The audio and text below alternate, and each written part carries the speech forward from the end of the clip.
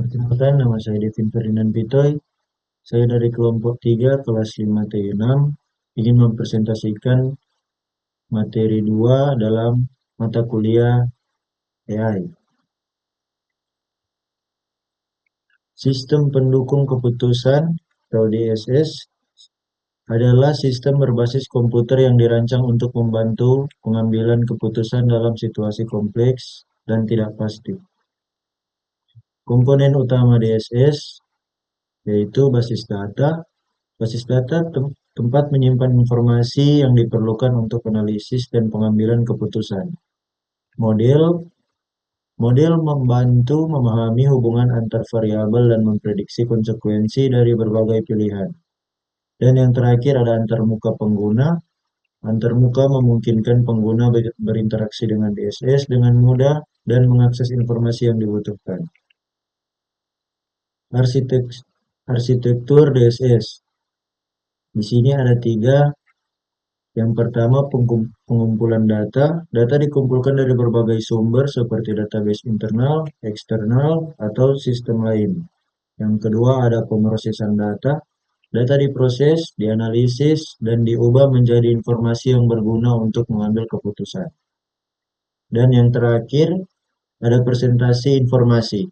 Informasi yang diproses disajikan kepada pengguna dalam bentuk yang mudah dipahami dan dipresentasikan. Berikut ada jenis-jenis DSS. Yang pertama, DSS berbasis model, menggunakan model matematika dan statistik untuk menganalisa data dan memprediksi hasil. Yang kedua ada DSS berbasis data, membantu pengguna menemukan pola dan hubungan dalam data yang besar. Dan yang ketiga ada DSS berbasis komunikasi, memfasilitasi komunikasi dan berkolaborasi antar pembuat keputusan. Dan yang terakhir ada DSS berbasis kecerdasan buatan, menggunakan teknik kecerdasan buatan untuk membantu pengambilan keputusan seperti pembelajaran mesin dan jaringan saraf. Sistem pendukung keputusan kelompok atau GDSS. Ada komunikasi, meningkatkan komunikasi dan kolaborasi antar anggota kelompok. Ada ide dan solusi, membantu dalam menghasilkan ide dan solusi yang kreatif dan inovatif. Dan ada pengambilan keputusan, memudahkan proses pengambilan keputusan secara kolektif dan transparan. Dan yang terakhir umpan balik, memberikan umpan balik yang cepat dan konstruktif untuk meningkatkan proses pengambilan keputusan. Manfaat GDSS itu sendiri yaitu meningkatkan kualitas keputusan, meningkatkan produktivitas kelompok, mempercepat proses pengambilan keputusan, meningkatkan keterlibatan anggota kelompok, meningkatkan kesetaraan dalam pengambilan keputusan, dan juga membantu dalam pengelolaan konflik. Tantangan implementasi GDSS ada 4. Yang pertama, biaya. Pengadaan dan pemeliharaan GDSS membutuhkan investasi yang signifikan. Dan yang kedua ada pelatihan. Penggunaan GDSS membutuhkan pelatihan dengan cukup untuk dapat menggunakan sistem dengan efektif. Yang ketiga, keamanan. GDSS harus aman untuk melindungi data dan privasi pengguna. Dan yang terakhir, ada dukungan teknis. GDSS membutuhkan dukungan teknis yang memadai untuk memastikan fungsionalitas dan kelancaran sistem. Contoh penerapan GDSS dalam organisasi. Ada perencanaan strategis. GDSS dapat membantu dalam proses perencanaan strategis dengan memfasilitasi brainstorming, analisis, dan evaluasi pilihan. Ada juga pengambilan keputusan tentang investasi. GDSS dapat membantu dalam mengevaluasi proyek investasi dan memilih proyek yang paling menguntungkan. Ada juga manajemen risiko. GDSS dapat membantu dalam mengidentifikasi dan menilai risiko, serta mengembangkan strategi mitigasi risiko. Yang terakhir ada resolusi konflik. GDSS dapat membantu dalam memfasilitasi komunikasi dan negosiasi antara pihak-pihak yang terlibat dalam konflik. Sekian dari saya Devin Pitoy. Untuk materi selanjutnya akan dilanjutkan oleh teman saya. Terima kasih. Oke, saya akan jelaskan apa itu Executive Information System dan Expert System. Jadi Executive Information System atau EIS dan Expert System atau ES merupakan sistem informasi yang dirancang untuk membantu para pengambil keputusan dalam organisasi. ES menyediakan akses cepat dan mudah terhadap informasi penting yang dibutuhkan oleh para eksekutif. Sementara ES memberikan kemampuan untuk meniru keahlian dan pengetahuan dari para ahli di bidangnya. Syarat Executive Information System dan Expert System. EIS dan ES merupakan berbagai syarat untuk mencapai fungsi optimal. EIS membutuhkan data yang akurat, relevan, dan terkini, sementara ES membutuhkan basis pengetahuan yang komprehensif dan sistem inferensi yang handal. Yang pertama, akses data yang terpercaya. Data yang akurat dan terkini adalah fondasi yang kuat untuk pengambilan keputusan yang tepat. Kedua, sistem integrasi. Sistem integrasi memungkinkan penggabungan data dari berbagai sumber untuk menghasilkan wawasan yang lebih komprehensif. Yang ketiga, antarmuka yang user-friendly. Antarmuka yang mudah digunakan memungkinkan para eksekutif untuk mengakses informasi dengan cepat dan efisien. Yang keempat, pengalaman domain. Pengetahuan yang mendalam dalam bidang tertentu merupakan syarat utama untuk membangun basis pengetahuan yang efektif dalam ES. Karakteristik kemampuan Executive Information System dan Expert System. EIS dan ES memiliki karakteristik yang membedakannya dari sistem informasi lainnya. EIS menawarkan visualisasi data yang canggih untuk membantu memahami tren dan pola. Sementara ES memungkinkan pencocokan pola untuk memberikan solusi dan rekomendasi. EIS dirancang untuk menyajikan informasi dalam bentuk yang mudah dipahami oleh para eksekutif, seperti grafik, diagram, dan laporan ringkasan.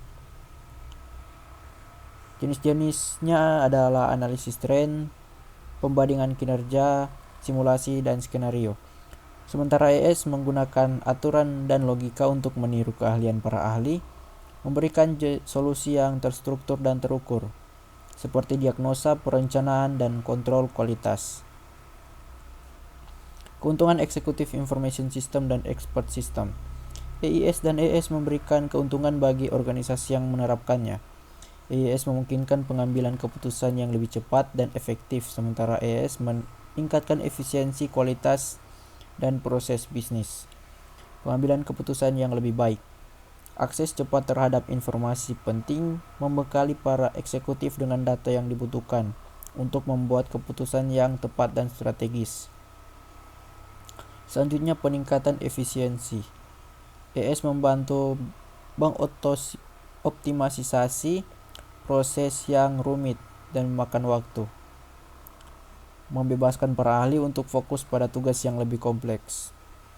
Peningkatan kualitas. ES dapat mendeteksi kesalahan dan ketidaksesuaian, meningkatkan kualitas produk dan layanan yang dihasilkan oleh organisasi. Keunggulan dan kompetitif. Organisasi yang menerapkan EIS dan ES dapat meraih keunggulan kompetitif dengan meningkatkan efisiensi, efektivitas, dan kualitas operasional. Komponen Executive Information System dan Expert System. EIS dan ES terdiri dari berbagai komponen kunci yang bekerja sama untuk mencapai tujuannya. EIS memiliki komponen seperti database, sistem reporting, dan antarmuka pengguna, sementara ES memiliki komponen seperti basis data pengetahuan, sistem inferensi, dan antarmuka pengguna. Komponen basis data, sistem inferensi, antarmuka pengguna. EIS data terkini dan relevan, mudah digunakan, visualisasi data. ES pengetahuan ahli dan fakta, aturan dan logika untuk pengambilan kesimpulan, interaksi dengan pengguna untuk mengumpulkan data dan memberikan rekomendasi. Arsitektur EIS dan ES.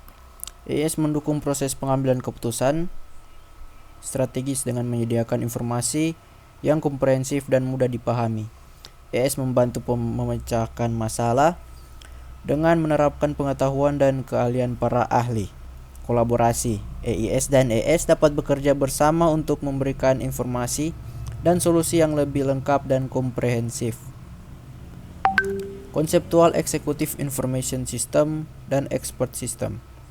Konsep AES dan AES berfokus pada penyediaan informasi dan pengetahuan untuk mendukung pengambilan keputusan yang efektif dan efisien. AES membantu eksekutif dan dalam memahami situasi dan mengambil keputusan yang strategis, sementara AES meniru keahlian para ahli dalam memecahkan masalah dan memberikan solusi yang terstruktur. AES mendukung proses pengambilan keputusan strategis dengan menyediakan informasi yang komprehensif dan mudah dipahami. AES membantu memecahkan masalah dengan menerapkan pengetahuan dan keahlian para ahli. Kolaborasi AES dan AES dapat bekerja bersama untuk memberikan informasi dan solusi yang lebih lengkap dan komprehensif. Untuk slide selanjutnya saya serahkan kepada teman saya. Baiklah, saya akan melanjutkan pembahasan dari materi yang kedua. Di sini ada jaringan saraf tiruan atau artificial neural network. Jaringan saraf tiruan adalah model komputasi yang terinspirasi oleh struktur dan fungsi otak manusia. AN terdiri dari neuron buatan yang saling terhubung dan dapat belajar dari data. Terbagi atas 4. Yang pertama, proses pembelajaran, yakni AN belajar dengan menyesuaikan bobot-bobot koneksi antara neuron-neuronnya. Bobot ini menentukan kekuatan sinyal yang dikirimkan antara neuron. Dan yang kedua, arsitektur. AN memiliki berbagai arsitektur seperti jaringan feed forward dan jaringan rekursif. Arsitektur menentukan bagaimana neuron-neuron terhubung dan bagaimana informasi diproses. Yang ketiga, jenis-jenis AN. Terdapat berbagai jenis AN seperti perceptron, jaringan saraf konvolusional atau CNN, dan jaringan saraf rekursif atau RNN. Setiap jenis memiliki keunggulan dan kekurangannya sendiri. Dan yang keempat, aplikasi. AN digunakan dalam berbagai aplikasi seperti pengenalan gambar, pemrosesan bahasa alami, dan prediksi. Arsitektur jaringan saraf tiruan. Arsitektur jaringan saraf tiruan menentukan bagaimana neuron-neuron terhubung dan bagaimana informasi diproses. Arsitektur yang berbeda dirancang untuk tugas-tugas yang berbeda. Yang pertama, jaringan forward. Informasi mengalir dari lapisan input ke lapisan output tanpa loop umpan balik. Kedua, jaringan rekursif. Informasi dapat mengalir dalam loop umpan balik, memungkinkan jaringan untuk mengingat informasi dari waktu ke waktu. Ketiga, jaringan konvolusional diperuntukkan untuk pengolahan data spesial seperti gambar. Algoritma pembelajaran jaringan saraf tiruan. Algoritma pembelajaran jaringan saraf tiruan menentukan bagaimana bobot koneksi antara neuron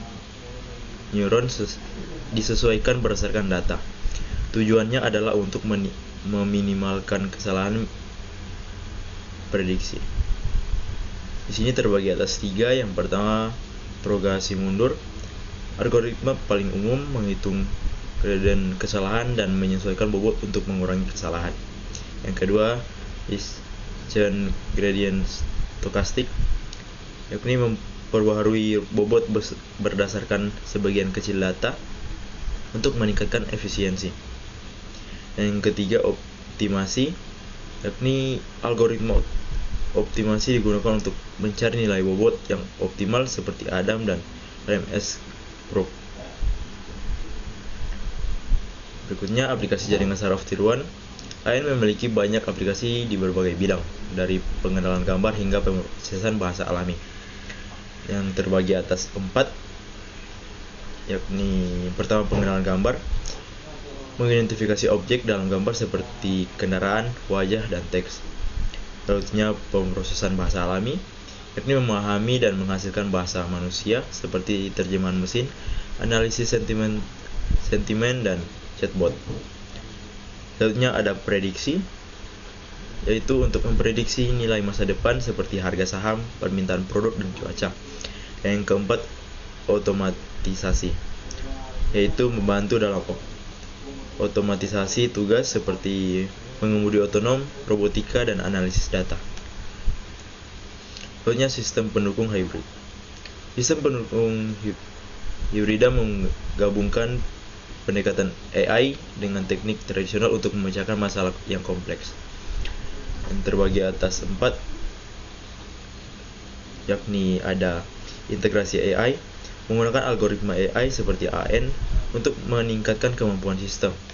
Lalunya ada teknik tradisional, yaitu menggabungkan pengetahuan dan pengalaman pakar, model statistik, dan aturan pakar. Lalunya ada integrasi data, yakni menggabungkan data dari berbagai sumber seperti data historis dan data real time dan data sensor. Yang terakhir, peningkatan keputusan, yaitu untuk meningkatkan kualitas keputusan dengan menggabungkan kekuatan AI dan teknik tradisional. Selanjutnya ada arsitektur sistem pendukung hybrid. Arsitektur sistem pendukung hibrida bervariasi, tergantung pada jenis masalah dan kebutuhan sistem. Arsitektur yang umum adalah arsitektur modular yang terbagi atas 4 bagian. Yang pertama, modul AI, yakni melaksanakan tugas-tugas AI seperti pengenalan pola dan prediksi. Yang kedua, modul tradisional, yakni melakukan tugas-tugas berbasis aturan seperti analisis statistik dan pemrosesan data. Yang ketiga, modul integrasi, yaitu menghubungkan modul AI dan modul tradisional dan mengelola aliran data. Yang keempat, modul pengguna, yaitu memberikan antarmuka bagi pengguna untuk berinteraksi dengan sistem. Selanjutnya, algoritma pembelajaran sistem pendukung hybrid. Algoritma pembelajaran sistem pendukung hibrida menggabungkan teknik AI dan teknik tradisional untuk meningkatkan kemampuan sistem dalam belajar dan beradaptasi. Algoritma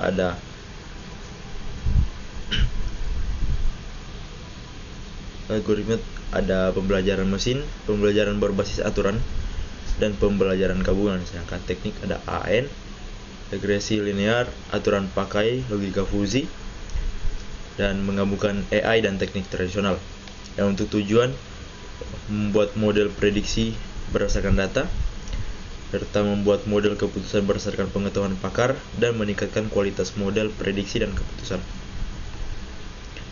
Aplikasi sistem pendukung hybrid.